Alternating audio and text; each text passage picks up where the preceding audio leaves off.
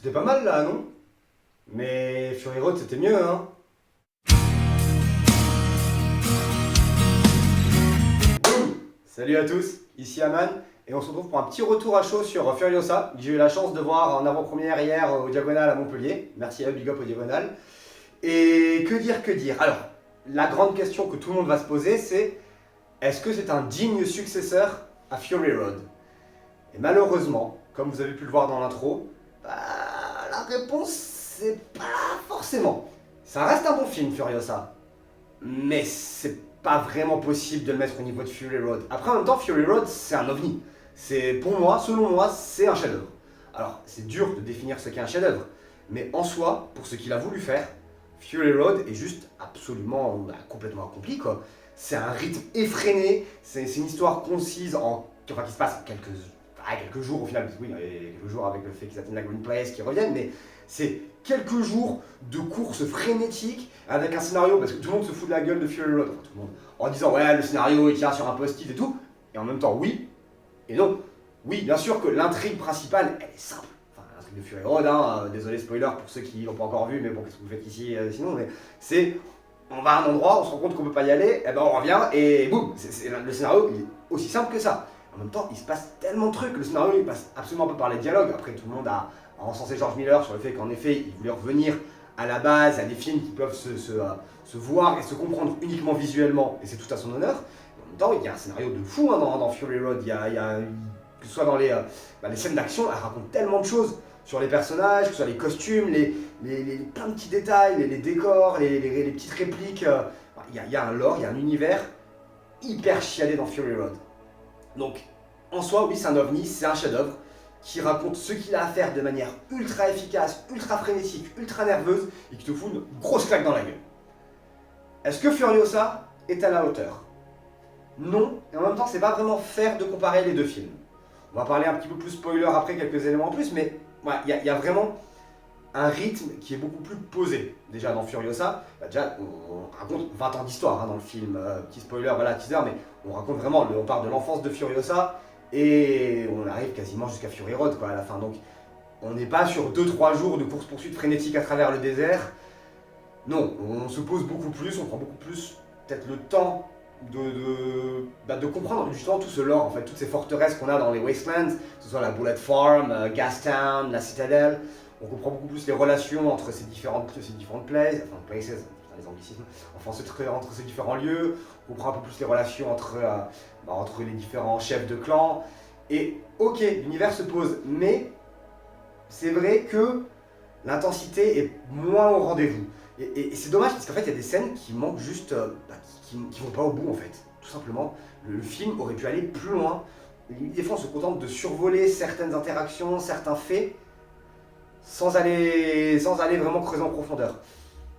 Je vais passer en partie spoiler, on va aller directement, de toute façon c'est un retour rapide. On va passer en partie spoiler et je vais rentrer un peu plus dans certains détails qui m'ont un peu chagriné dans le film. Donc boum et à tout de suite en partie spoiler. Du coup, nous voilà en partie spoiler. Hein. Si vous êtes là, putain, je vais reprendre la réplique du JDG. Allez, vas-y. Si vous êtes là, c'est que je considère que vous avez déjà vu le film. Ou que non, putain, en plus la bafouille. Attends, on la refait. Si vous êtes là, c'est que je considère que vous avez déjà vu le film ou que vous n'avez rien à foutre d'être spoilé. Bon là. Non, du coup, voilà, parlons un petit peu spoiler. En fait, il y a 2-3 éléments qui sont assez perturbants dans le film. En fait, quand je dis que le film va pas assez loin, en fait, le film, même si du coup il est un peu plus verbose que Fury Road, il pose plus les cadres, les lieux, les différents lieux, mais en fait le scénario je le trouve plus faible et moins établi. Les enjeux sont moins établis. Désolé, mais le personnage de Furiosa, ça c'est un des points, j'en parlais avec un pote justement à la sortie du film, mais il y a eu à plein de moments au cours de ces 20 ans dans lesquels elle aurait pu se casser comme elle veut. Alors, puisque c'est la stèle, comme elle veut, retourner à la Green Place comme elle veut. Et je suis désolé, c'est pas expliqué dans le film, c'est pas justifié. Pourquoi le personnage de Furiosa reste volontairement à la Citadelle? Alors ok, on peut arguer qu'il y a son envie de vengeance contre Dementus et qu'elle veut rester là parce qu'elle veut venger sa mère, ou qu'elle a trouvé une bonne position en tant que Praetorian, conductrice du camion, enfin du War Rig, et qu'elle a une bonne position, et que peut-être qu'elle s'est impliquée justement, que comme on voit dans Fury Road, elle veut protéger les épouses et faire fuir les épouses merde, ah, j'ai un trou à la con. Putain, j'ai un putain de trou à la con sur le personnage, le grand méchant, alors que je connais son nom par cœur. C'est pas grave. Mais bon, le fait est que le personnage de Furiosa, ses enjeux sont pas tant établis que ça, et peut-être qu'elle aurait mérité quelques lignes de dialogue en plus par-ci par-là pour établir un petit peu plus ses intentions. Bah, c'est comme le fait aussi Jack, en fait, le personnage de Jack, très bien interprété d'ailleurs par l'acteur Tom Burke, qui jouait à l'époque Athos dans la série Les Mousquetaires, la série britannique Les Mousquetaires, qui était très sympa. Et je l'ai pas reconnu au début, je dis, ah, mais je connais cet acteur, je connais cet acteur. Et on va voir sur IMDb là après que, ah oui, en effet, c'était Athos à l'époque. Mais voilà, sa relation avec ce personnage, elle est intéressante, mais pareil, elle va pas au bout. En fait, on sent qu'il y a de l'attachement entre les deux personnages, certes, mais pareil, c'est pas creusé, et pareil, à la fin, en fait, c'est là aussi où on peut peut-être reprocher à George Miller de pas aller en fond, en profondeur dans ces choses. Bah, la scène, gros spoiler, hein, mais à la fin, ce personnage-là, de Jack, le prétorien, il se fait torturer et limite exécuter bien salement par Dementus, le personnage de Chris Hemsworth. Et la scène, on la voit pas, elle manque de graphisme. Alors, je veux pas de la violence pour la violence, mais on aurait bien plus pu comprendre la violence, la cruauté du monde si tu l'avais montré cette scène. Tout comme la scène où Dementus, il exécute la mère de Furiosa. Encore une fois, gros spoiler, non, on a parti spoiler, désolé. Mais non, on voit pas la scène, elle est accrochée à son arbre et on va pas au bout des choses. Et c'est tout ça, ouais, encore une fois, les relations sont posées, mais on survole ces 20 ans, on creuse pas assez. Après, il y a plein de bons trucs dans le film, et après avoir parlé de tout ce qui me chagrinait un petit peu, on peut aborder certains points qui sont super intéressants. Le personnage de Dementus, pour moi, c'est la grosse force du film. Déjà, c'est Chris Hemsworth, il cabotine à mort, il s'éclate comme pas possible, avec son accent australien à couper au couteau, là, le... Enfin bref, Chris Hemsworth, c'est la grosse force du film. Ça, il n'y a pas à douter, c'est sûr. Visuellement, le film a certains beaux plans, mais on sent beaucoup plus la présence de green screen, de CGI. Ouais, on n'a pas l'impact que peut avoir Fury Road dans certaines grosses scènes de cascade où on sentait vraiment le poids des véhicules, la masse. Et là, non, on sent il y a certaines scènes de bataille qui sont filmées avec des plans très larges où on peut deviner certaines CGI et on ne ressent pas l'impact des véhicules, des coups, des chocs. Et c'est assez frustrant. Après, il y a de très beaux plans. Anya Taylor-Joy est superbe en Furiosa. Elle a un regard qui, de toute façon, le regard d'Anya Taylor-Joy, hein, on commence à le connaître là depuis quelques années, et elle est phénoménale. Mais bon, c'est dommage, quoi. Le film est assez frustrant. On en ressort à la fin. Moi, j'étais en mode, bon, j'ai passé un bon moment. J'ai pas vu les 2h40 passer, je me suis pas fait chier du tout. Mais je me suis pas pris la claque que je me suis pris sur Fury Road. C'est regrettable.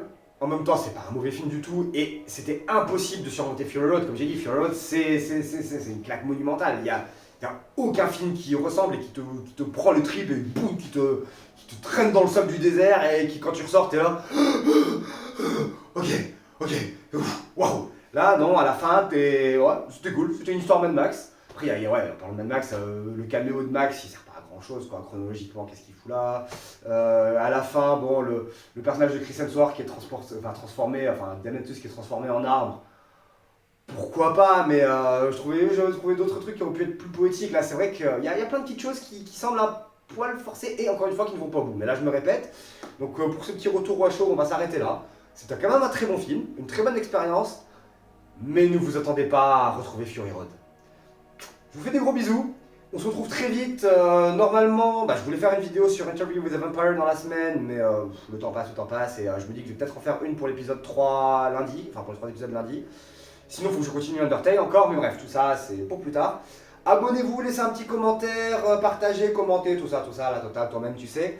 Encore une fois, des bisous, et à très vite.